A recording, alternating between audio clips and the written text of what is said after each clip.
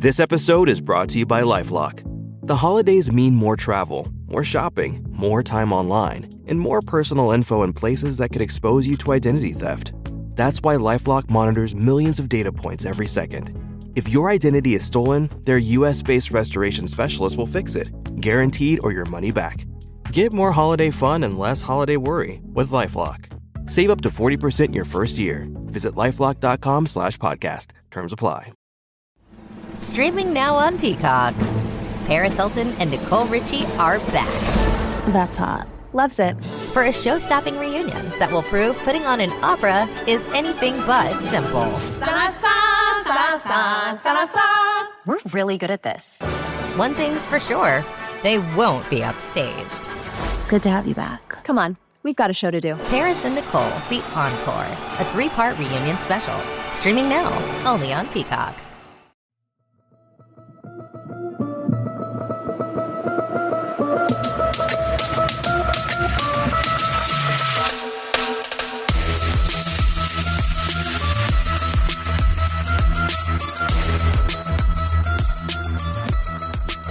What is up, my friends, family, and lovers? Sarah B. Morgan here with you, obviously, on the Sarah B. Show. Woo! My voice, I can hear that my voice sounds weird. And it does, because I'm very sick right now. I'm getting better, but I'm 100% using you guys right now because I have been sick and stuck inside the 4 walls of my apartment for like the last 5 days. And I'm losing my mind. I'm absolutely losing my damn mind. I went on that cruise, which was awesome, and I'll get into all the details about that. And I definitely got sick. I mean, as we know, cruise ships are like walking, or I guess floating. They don't really walk. Floating petri dishes, and sickness is spread a lot on there, and there's a lot of germs and a lot of chaos going on. And people get sick a lot. I remember even when I was working on there would be times where like the GI breakouts with like the vomiting and diarrhea would be so hardcore that they would actually have to limit crew going up to the staff areas, and they would make it to where we couldn't get our coffee or eat up there or anything, which was absolute hell. We couldn't use the staff gyms or like the guest gyms and all the guest areas, which would really, really suck. Anyway, I'm just gonna like also do like a little preface right now. I have absolute sick brain right now. I sit here and say this is the only like human interaction I've had for a while, and it's not even human interaction. This is just me talking to people that are going to listen later. I'm just basically talking to myself right now, and it feels good. It feels like, oh my God, I'm actually like saying words out loud. But for real, I've been on antibiotics and steroids for the last 4 days, and I've been NyQuil dosing every night. So the last few nights I've slept like 10 to 11 hours straight with NyQuil, which has been heavenly. But yeah, basically on the last night of the cruise, it was a Saturday night. It really sucked because I was trying so hard to enjoy the last night. And if any of you guys have ever been on a cruise ship, you know the last night is always the most depressing. As somebody that works on there, or I worked on there, you feel it as well. I'm a big empath, so I would always feel like the sadness and the, feelings of people like not wanting to go home from their vacation.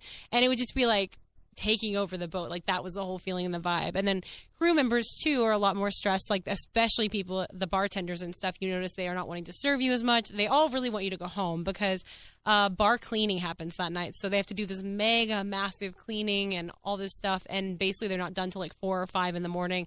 I get a couple hours of sleep, have to get up and do everything all over again. So the last night on a cruise ship is not only the worst for a guest because it's your last night of vacation, it really sucks for all the bar staff as well. So I always feel for them on that day. But basically that last day on the cruise, I was trying to make it the best, and I was just not feeling good. I could feel the sickness coming on. I could feel my voice was leaving me. I could feel the sore throat creeping up, my lack of energy. It really sucked. But I tried to make the best of it. But that's when the sickness really started. And then I would say Monday it hit really hard, and that's when I tried to go to a doctor, but the weather here in the Dallas-Fort Worth area has not been great.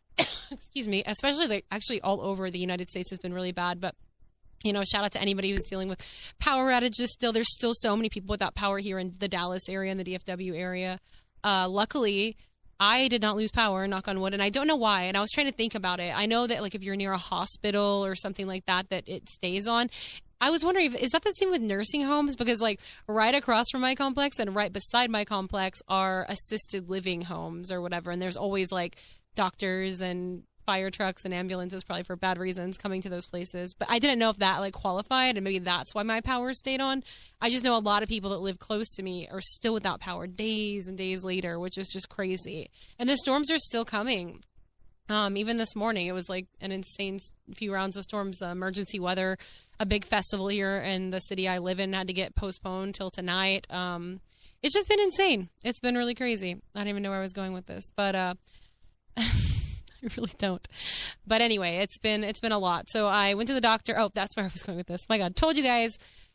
Sick brain. I was going to say COVID brain. I don't have COVID. I know a lot of people on the ship did get it. I have like all the same symptoms, but I think mine was like a viral infection or something. Sore throat, congestion, coughing up nasty green stuff. TMI, I know, but like no energy. One thing that didn't go away, sadly, was my appetite. All I've been doing is watching TV and eating everything. But Monday, I was going to go to the doctor. We still were having bad storms here. It had to be virtual, so I saw a doctor over video. And it took me like 2 days to get my prescriptions because the storms here were so bad, it knocked all the power out. So every pharmacy I would go to, their power was out. And I finally found one that had power, but the other pharmacies that I'd sent my prescriptions to, they couldn't, like, I guess, attached to their computers because they were without power. And then my doctor was closed by that point. So it took me days to get my prescription because I couldn't even find a pharmacy that had power. Like, it's been really crazy here. So today was day 4 of steroids and antibiotics.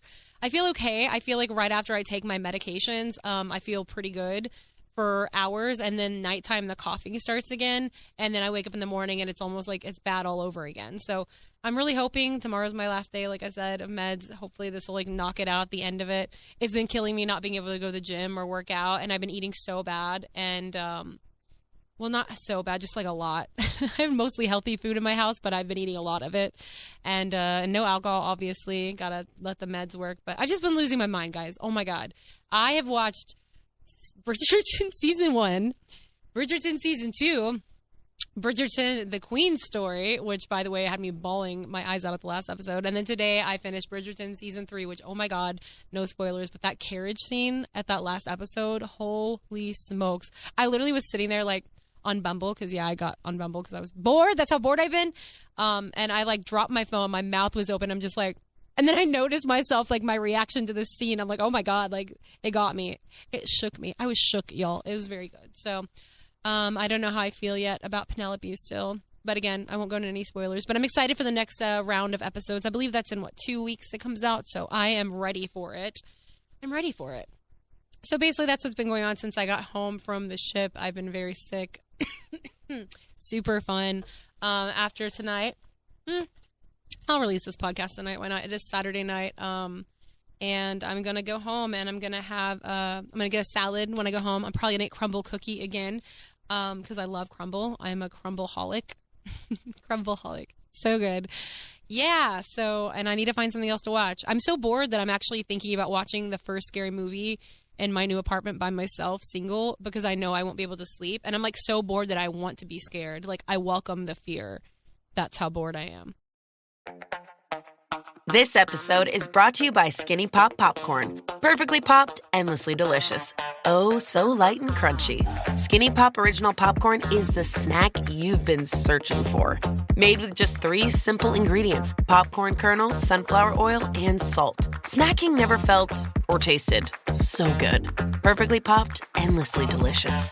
Give yourself permission to snack and pick up Skinny Pop Original Popcorn today. Anyway, it's funny too because a couple days into the cruise, I was texting my girl squad and I was like, you guys, I can't wait to be back to some normalcy. There's just like so many people here and I can't get any like peace and quiet anywhere I go. It's just loud all the time. Like even sleeping, people are like running up and down the hallways and upstairs, and like I kind of can't wait to get back to my routine. And I was like, I'm back and now I'm like, get me out of here. I'm bored. I'm lonely. Like, oh God, I just can't be happy anywhere, can I? So anyway, let's go into the cruise ship details, y'all. I was so excited. That's where I left off last, to go on this 8-day cruise. They went to Key West and Nassau and Freeport and Half Moon Cay. And I was just ready for anything. You know, like I said, I was at my goal weight. I was open to flings and romance and wherever the wind would take us afloat. It would be awesome. So let's just go into all the details and start from the beginning.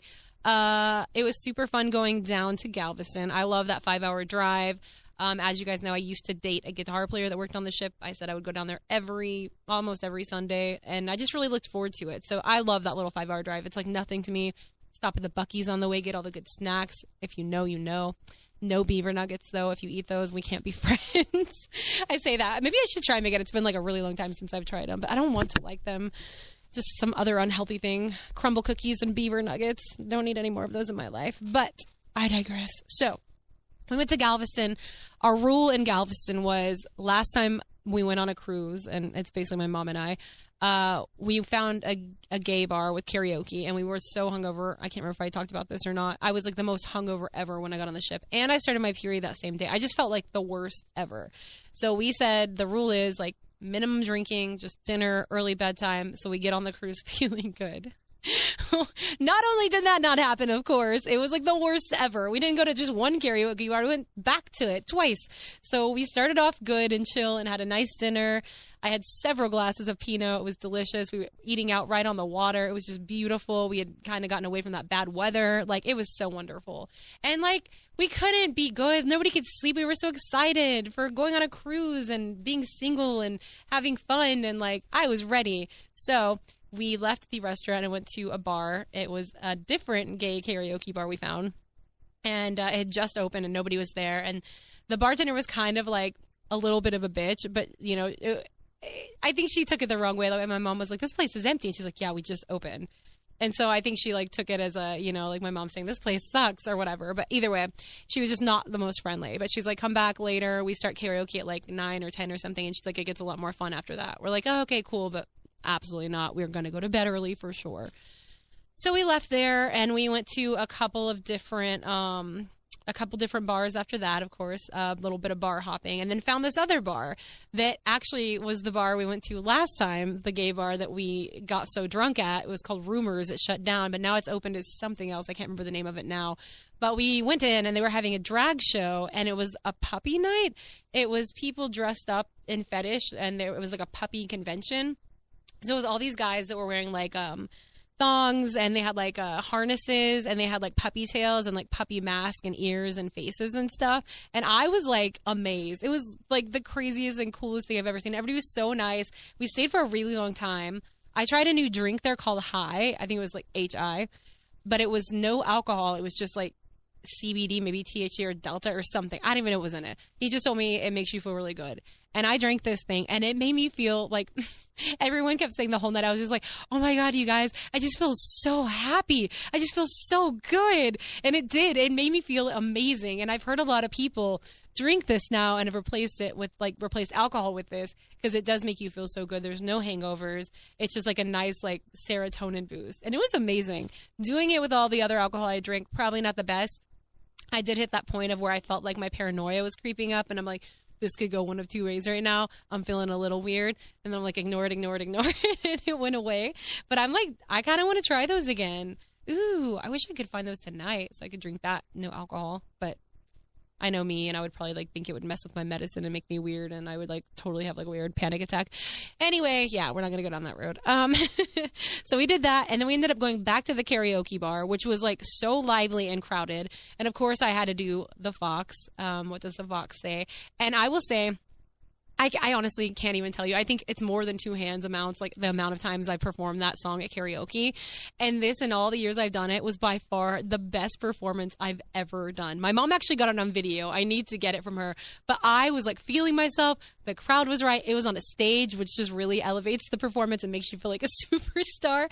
And I did the whole like Cardi B, like humping the ground dance, like the WAP dance. Like, it was amazing. And like, it was just like the best performance ever. And the mean bartender came up to me and she fist bumped me. And I was like, this is all the recognition I needed. I feel validated. So it was so fun. So needless to say, we got absolutely wasted partying all night, and we're super hungover the next morning as we woke up to get on our 8-day cruise. So as I told you before, I was actually in a suite, which is pretty awesome because I know there's faster to the fun you can buy to get on the ship. You can get on the ship and off the ship faster, like to all your excursions faster and everything. Diamond guests, you know, the white cards, the ones that have been there, like done the most cruises, are like the highest. And then priority after that is actually suite guests. So it goes diamond, suites, platinum, and then faster to the fun. So just by being in a suite, we actually were able to board the ship so much faster than anyone, and it was really awesome. And I just like, I don't know. I know I worked on a ship for years, and I would never want to go back and work on it again. Like, the job itself, I was just not a fan of. And, like, seriously, seeing people doing trivias and stuff like that, like, made me have, like, total PTSD. I was like, no, never again. But, like, oh, my God, just getting on board, it just makes me so happy. Like, hearing the music from the DJ, the fruity drinks, just the whole vibe. I love cruising. I love cruise ships. I do. I will never not love it. I know people think it's trashy. There's a lot of people that make fun of it, and including all my bosses and coworkers. But I do. I love it so much. I just love the vibe. And there's just something about being out in the middle of the ocean away from everyone and just the moon above you and just like the sea as far as you can see. It's like my comfort zone. And nothing makes me happier than being out there. Like, it's true. And I just had the best time. Of course, there's the Latin band that's on, and I was like praying that they would be like really hot and not like last time I went on when it was like an older couple, and I got my absolute wish. It was 2 guys my age from Dominican Republic, and they were hot as hell, especially the main singer. Oh my God. So the very first night, we obviously after dinner went to see them. And, I'm skipping ahead of myself. I'm going to tell you guys one more thing. I'm just giving you all the private details of my life. Here we go. So, okay. When I was on board working on cruise ships, the only guys I would really date were Italian. Like, I got out of that, like, little Italian boat a little bit, but very little. Italians were my thing. I loved them. I loved the accent. I loved the attitude. I loved that they had their own cabin. You know what I'm saying? So there are many reasons, but there was one Italian guy I started talking to like 5 years ago, and he was an officer, still is, and we never met ever. We just had like a ton of mutual friends, and we added each other, and we talked like so much. Like, I feel like I know this guy, and we literally never met in person. So he was in a relationship when we started talking, as was I, and then we both got out of relationships. And then I got back into one on land, and he's been single for like 4 years. So obviously I didn't talk to him for a long time. But anyway, he reached out. He's been reaching out again since I was single. And, you know, we've been talking more. And in my mind, like, this sounds awful, but in my mind, I'm like, okay, this guy looks hot. He's Italian. He is a very high up officer. Like, why is he talking to me? Like, does he have 3 arms? Does he have like a nose growing out of the side of his cheek? Like, there's got to be something wrong with this guy for him to be pursuing me like this. And that's awful to think, like, right? I should have like a higher self-esteem that I'm like flattered to be like, of course he's chasing me. I'm me, but I'm not like that. I'm like, what's wrong with this dude? Like, there's got to be something. So anyway, he works as an officer on a different ship. I went on the Carnival Dream. He was working on one that was in port the same day we were in Galveston, and we found this out. And I was like, oh, like, I wonder if we could say hi for a second before I board. And he's like, oh, yes, that would be amazing. And like, nice accent, right? That would be amazing. Maravillosa. So anyway, long story short, we agreed to meet. And of course, I looked so hot, like, when the morning started. And then, like, being out in the sun and that insane Galveston humidity, like, my hair was, like, melted to the side of my face. I looked like a goblin. And I'm like, I wish I could look hotter the first time I'm meeting this guy, but whatever. So anyway, he ran down to meet me. And he was hot as hell. Like, what? I'm like, this is a pleasant surprise. His voice, oh my God, his accent, everything, hot, hot, hot. He was gorgeous. I was like taken back, like, for words. I was kind of speechless, to be honest. And I was so shy, and that like never happens. But we talked for like, it was like 5 minutes or something. Definitely chemistry there. Definitely a spark. Hugged. Took a picture together, and then he left, and he was like, oh my God, I really wanted to kiss you. And I was like, honestly, I did too. Like, but I didn't know if I'd get in trouble. He's like, me, I cannot get in trouble, you know. But anyway, it didn't happen. But we've been talking nonstop since. And even then on the cruise, I got the Wi-Fi package. Whatever. It was great. It was a great meet. So fast forward again to the first night after dinner on board. And I found the Latin band, and I went, and they were playing their music, and they were playing bachata, which is my favorite. And they were like, do you have any requests? So I yelled out, mi corazoncito, which is my favorite song. And they played it, and he's like, but we have a rule. And he's like, you have to dance if we play it. And I'm looking around, I'm like, there's nobody here. Like, I don't have anybody to dance with. And this girl walks up, and she's like, I'll dance with you. And so her and I danced to Mi Corazoncito, and her friend was there with her and filmed it. And we were both a little drunk, and we danced like so good together, and it was so fun.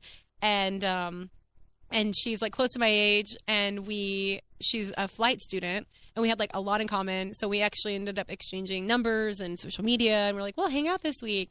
And then I like never saw her again for days. But it was such a fun first moment. And then day 2 came back again and watched more of the Latin band. And this time the singer came and like sat with us, and we were talking, and told him I used to work on cruise ships, and he was like amazed. And this like opened up the whole line, and told him I do podcasting and radio, and he was telling me about his project, as he called it. He has a music project back home, and I just thought this guy was like the hottest. Like for me, this guy is like right up my alley of looks wise. Like he had like this super cute curly hair, a beard, like, you know, like this little earring, like with like a horn or something. I don't know. Like he had an earring, like a long hanging down earring. He dressed so nice. He was so Dominican, and his accent, I mean, he said project. I have a project. Oh my God. I melted, guys. Like he was so effing cute. Oh my God. He's so cute. And, yeah, I fell hard for the looks real quick. I won't give a lot of information because I normally do, but what is wrong with me? I'm not going to give a lot of information. But we talked a lot that night, and, you know, had some romance, and it was sweet. And I was like, you have to dance with me. And so the next night I came back, obviously, watched their set like every night. And he had his friend play a bachata song, and he came out. And this is like a fairy tale moment for me, you guys. The whole place was full of people, everyone watching. So many groups of girls watching these guys, because obviously. And he comes out to me. This felt like effing Bridgerton, or maybe I've just been watching too much Bridgerton. And he's like, can I have this dance? And he put his hand out. Oh my God, you guys. And we danced bachata in front of everyone, and my outfit was killer, and the dance was killer, and like we just danced so good together. And like my group I was with was even like, you guys looked amazing, and nobody filmed it, and I'm so upset because it's like the best moment ever. So yeah, that was really great. A lot of great stuff happened. We got to know each other really well, and I will say something I learned about myself.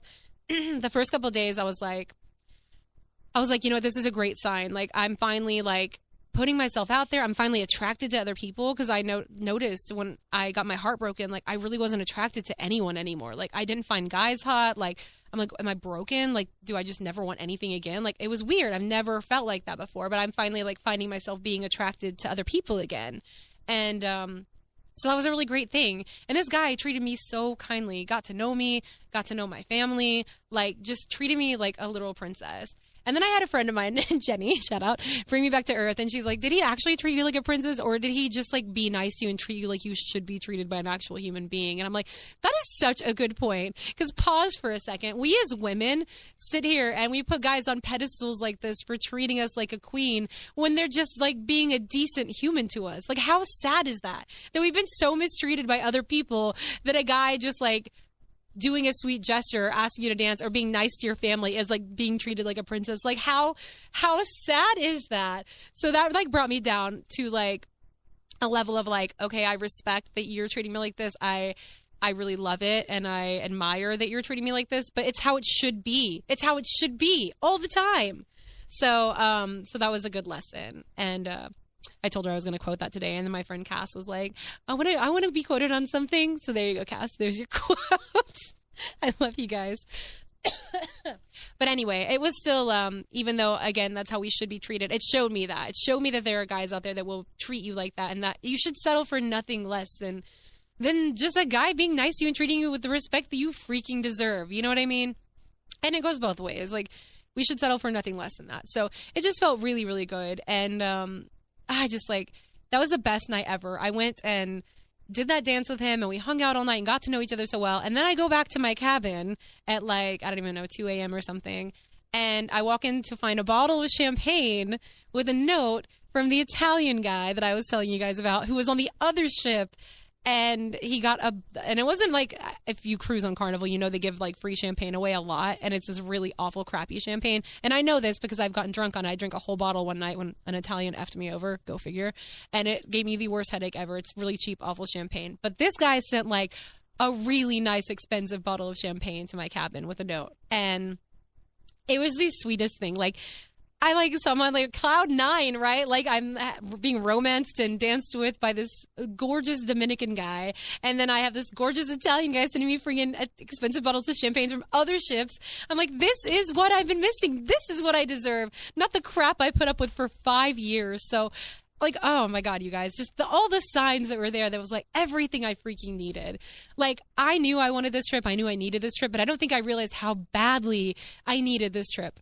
And I just like got back to my room. I was like, I'm not going to be able to sleep tonight. I haven't felt this happy and so just like giddy in so long. And it just was such a great feeling. Now, I will say, you know, when the other shoe has to drop or whatever this saying is, it also taught me to not trust and love super hard, super fast, because I wanted to go on this. I wanted a fling. I wanted just some fun. And that's what I went into this as, right? But Dominican guy really started like turning up the charm, like fast and hard. Started like, what do they call it? Future faking, talking about, you know, because I'm going to the Dominican Republic and, sorry, my voice is still messed up. Going to Punta Cana in March, and I was telling him that, and that's where he lives. And he's like, oh, you know, I could come get you, and I could take you out to all the clubs in the area, and we could dance all night, and this and that. And I'm like, yeah, totally. And like, you can be on my podcast, and like making trip plans, and all this crazy stuff. And I noticed myself like really catching feelings after like 3 days. And I'm like, what is wrong with you, girl? Like, seriously? And the weirdest part was we were in the elevator after the third night when he like, I like walked him home kind of to his cabin or whatever. And he told me he loved me. And I was like, okay, that's weird. Is this like what he does all the time? Is this like a cultural difference? Did they say that this quickly there? Did he not mean it that way? Like, it just really put my guards up. And then the weird thing is after that night, he basically like completely ghosted me. And when I would go watch his sets, he'd come give me like a hi and barely look at my eyes and like not even talk to me anymore. So it was like 3 days of heavy, hardcore romance and getting to know each other super well to nothing. And it like really hurt. And I was like, that's a good lesson. Like I sat here thinking, okay, it's been 7 months. I'm good to go. Like I'm ready to move on and not get in a relationship or anything. But I was like, I feel confident. My intuition is good. Bitch, no, it's not. It is not. You let yourself fall for this guy who probably does this to a different girl every week. Like, why? And so again, it was a good lesson to just like, you're not ready yet. Your guard is still down. You're still sensitive and tender, and you need to just chill. So, and again, I'm not even ready. I don't want a relationship, not anytime soon. It has been so long, like 5 years with a douchebag, that I've been putting a guy first before me. I've forgotten everything I love, everything I want in life. All my dreams, hopes, goals, aspirations have been on the back burner for so long. Like, I don't want to get into something and throw myself into them. It is time for me to put myself 100% first for a very long time. So I just need to be careful because, again, I did download Bumble. I'm having a lot of luck on there finding super good-looking guys, you know, that speak all the languages I do and have traveled and want to travel more. And I'm like, this seems like the crop on Bumble is way better than the crop on Tinder. But, again, I don't even know that I want to, like, go on casual dates because I know me and I don't want to like meet a guy I really like and get right back into something I don't. So I just like, I'm really thinking I might just delete all of this altogether.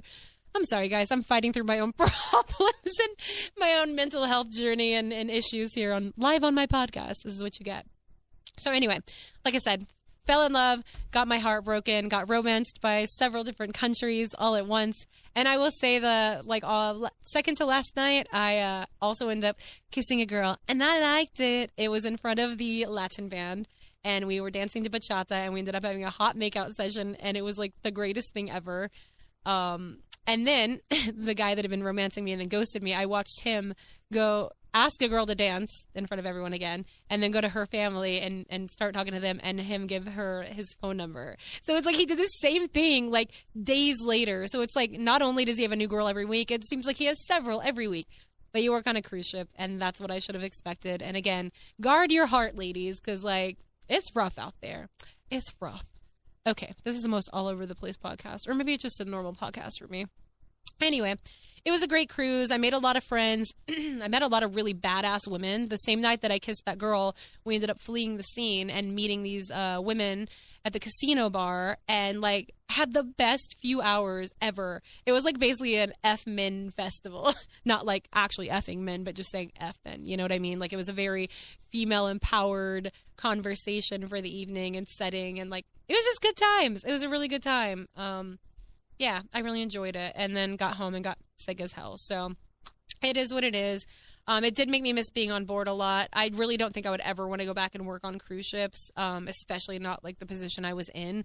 You know, I want to see the world. I don't want to be, I hate being stuck in one place for so long, you know, like on land, but also like if you work on cruise ships, you're seeing a couple ports, the same ports every week and a few hours of it. And basically you're stuck on a ship, which is even worse, right? I do think maybe I should go cruise more. I miss it. I do. I miss just being on board. I miss being in the middle of the ocean. Seeing that flower full moon out there on the open deck was just like stunning. Every night I went to bed, or every morning I went to bed at like 5 or 6 a.m. Like, I just loved it. And I actually took my gym clothes. I went to the gym like half the days that I was on the ship, which felt great.